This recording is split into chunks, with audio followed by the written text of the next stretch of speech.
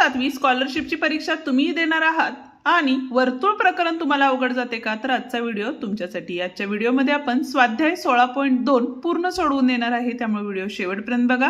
Video आवडला तर व्हिडिओला लाईक, शेअर आणि कमेंट करायला विसरू नका आणि त्याचप्रमाणे जर चॅनलवर नवीन आणि पहिल्यांदाच असाल तर चॅनललाही नक्की सबस्क्राइब करून बेल आयकॉन दाबा। तर मग बघूया पहिला प्रश्न काय आहे। आता या ठिकाणी बघा, दोन वर्तुळांच्या परिघांचे गुणोत्तर 5:7 आहे, तर त्यांच्या व्यासाचे गुणोत्तर किती असणार आहे। परिघाचे गुणोत्तर 5:7 आहे, ठीक आहे। आता परिघ म्हणजेच काय असतं बघा, 2πr छेद 2πr बरोबर 5/7, ठीक आहे। 2 पायला 2 पाय गेले म्हणजे r किती राहिला, r1 आणि r2 घेऊया, ठीक आहे, म्हणजे 5/7 राहिले। ह्याला गुणिले 2 जरी केलं आपण, ठीक आहे, तर काय होणार आहे आपल्याला, तर व्यास मिळणार आहे d1 छेद d2 म्हणजे 10/14 आले।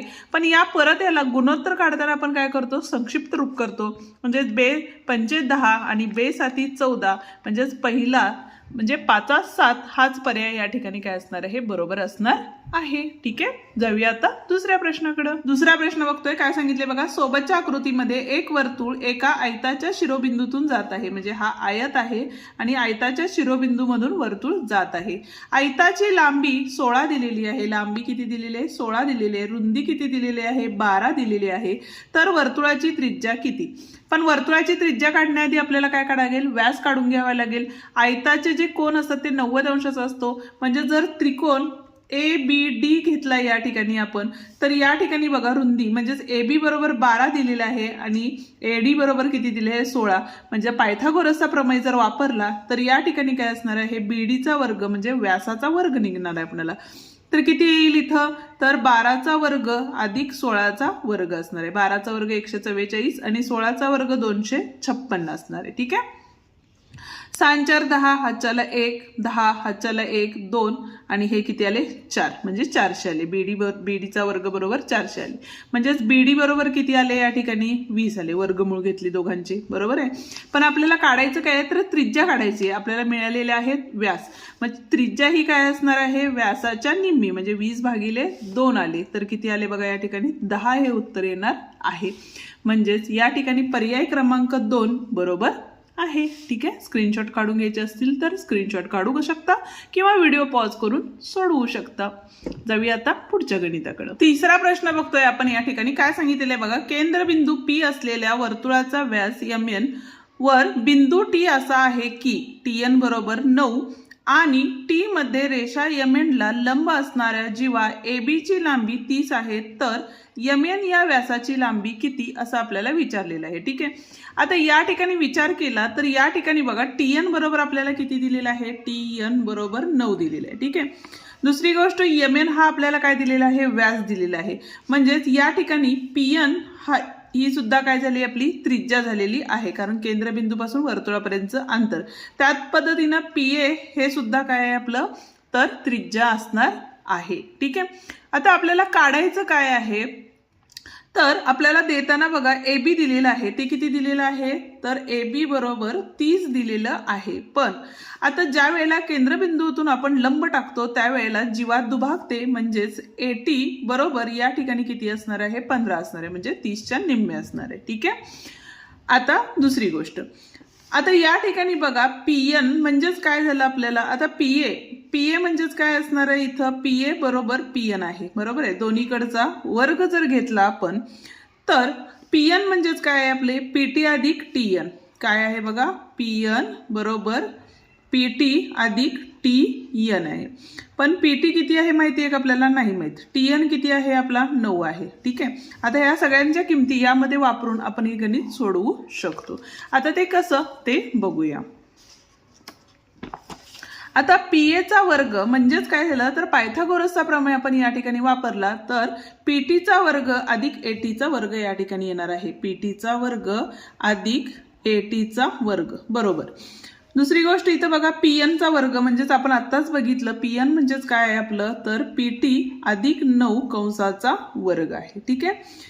आता PT चा वर्ग किती आहे माहिती आहे का, नाही, तो तसाच लिहिला, अधिक AT किती दिलेले आहे, इथंच लिहिले आपण 15चा वर्ग बरोबर। आता A अधिक B कंसाचा वर्ग म्हणजेच काय आले बघा इथं, PT चा वर्ग अधिक 9 दोन्ही 18PT अधिक 99 81 आले. ठीक आहे.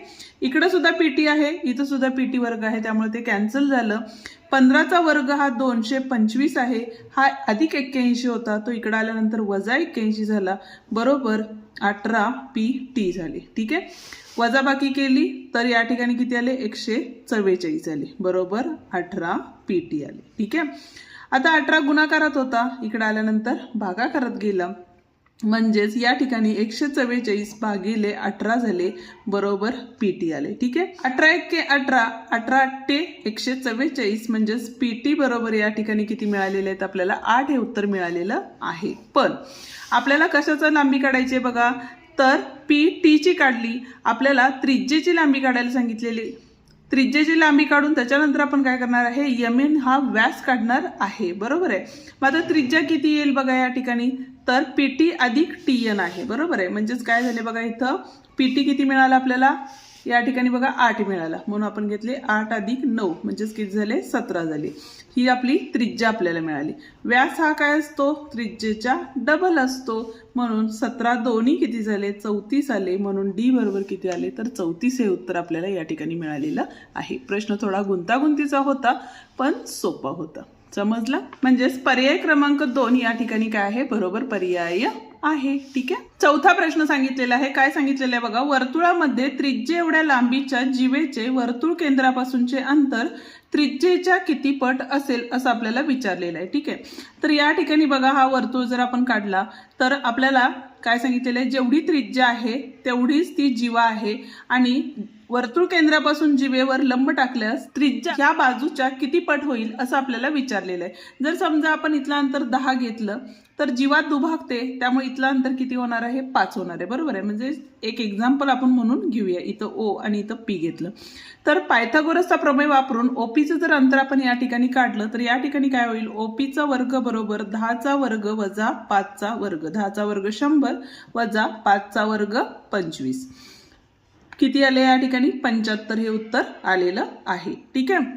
आता वर्गमूळ घेतलं तर 25 त्रिक किती होतात? तर 75 होतात, बरोबर आहे. म्हणजे कर्णी 75, याची किंमत किती असणार आहे बघा? 5 कर्णी 3 असणार आहे. ठीक आहे.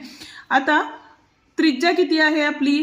तर 10 आहे, बरोबर आहे. आता त्रिज्या किती आहे आपली? 10 आहे, बरोबर आहे. आणि इथून इथपर्यंतचं अंतर किती आलं? 5 कर्णी 3 आलं. म्हणजेच या संख्येला किती न गुणावं लागल्यानंतर आपल्याला 5 कर्णी 3 येणार आहे या ठिकाणी? तर एक तर कर्णी 3 न गुणावं लागेल, आणि छेदामध्ये जर 2 घेतलं तर बेके बेबे म्हणजे 10, म्हणजेच 5 कर्णी 3 येणार आहे. म्हणजेच किती न गुणावं लागणार आहे? तर कर्णी 3/2 गुणावे लागणार आहे. म्हणजेच उत्तर काय असणार आहे? आपला पहिला पर्याय या ठिकाणी बरोबर असणार आहे. ठीक आहे. O केंद्र असलेल्या वर्तुळाची त्रिज्या 10 सेमी आहे, त्या वर्तुळातील 16 सेमी लांबी असलेल्या जीवेचे केंद्रापासूनचे अंतर किती असेल? म्हणजे काय? समजा हा एक वर्तुळ दिलेला आहे तुम्हाला, त्यापासून त्रिज्या 10 सेमी अंतरावर आहे आणि जीवा ही 16 सेमीची आहे, तर वर्तुळ केंद्रापासून त्या जीवेवर लंब टाकलेले अंतर किती आहे हे आपल्याला काढायचं आहे. जीवा दुभागते, म्हणजे इथलं अंतर 8 आणि इथलं अंतर 8. आता याचं उत्तर काय येईल ते बघूया. 10चा वर्ग वजा 8चा वर्ग करणार आहे, म्हणजेच काय झाले बघा? 100 वजा 64 झाले. इथं 10तनं 4 गेले, 6 राहिले, हातचे दिले, 10तनं 7 गेले, किती राहिले? 3 राहिले. वर्गमूळ घेतलं तर या ठिकाणी 6 किती होतं? 36 होतं. म्हणजे इथलं अंतर किती असणार आहे? 6 सेमी इतकं असणार आहे. म्हणजे पर्याय क्रमांक 1 या ठिकाणी बरोबर आहे. 6वा प्रश्न बघा, चक्रीय चौकोनाच्या एका कोनाचे माप त्याच्या सम्मुख कोनाच्या मापाच्या दुप्पट आहे, तर त्या कोनाचे माप किती? आता चक्रीय चौकोनाच्या समोरासमोरील कोणांच्या मापांची बेरीज 180 असते, बरोबर आहे. एक कोन x आहेत आणि जो कोन आपल्याला दिलेला आहे तो त्याच्या काय आहे? डबल आहे. तर दोघांची बेरीज किती झाली? 180 झाली. म्हणजे इथं बघा 3x बरोबर 180 झाले. x बरोबर 180 भागिले 3 म्हणजे 3 संग 18, 3 0 0 म्हणजे 60 अंश झाले. पण आपल्याला काय विचारलंय? त्याचा सम्मुख कोन जो की डबल आहे, म्हणजेच गुणिले 2 केले तर 6 दोन्ही 12 आणि इथला 1 0 म्हणजे 120 अंश असणार आहे. म्हणजेच या ठिकाणी बघा पर्याय क्रमांक 2 बरोबर आहे. 7वा प्रश्न बघतोय. काय सांगितले बघा, एका लघु कंसाचे माप 160 अंश आहे, तर त्याच्या संगत विशाल कंसाचे माप किती? अशा वेळेला आपण काय करतो? तर 360 वजा 160 केले तर आपल्याला काय मिळणार आहे, उत्तर मिळणार आहे. म्हणजेच 200 डिग्री हे काय असणार आहे, त्याचं उत्तर असणार आहे. ठीक आहे. आता पुढचा जो प्रश्न आहे, लघु वर्तुळखंडातील कोनाचे माप पुढीलपैकी कोणते असू शकते, तर याचं उत्तर तुम्ही मला कमेंट करून नक्की सांगा. व्हिडिओ आवडला असेल तर व्हिडिओला लाईक, शेअर आणि कमेंट करायला विसरू नका. आणि त्याचप्रमाणे जर चॅनलवर नवीन आणि पहिल्यांदाच असाल तर चॅनलला नक्की सबस्क्राईब करून बेल आयकॉनही दाबा. धन्यवाद.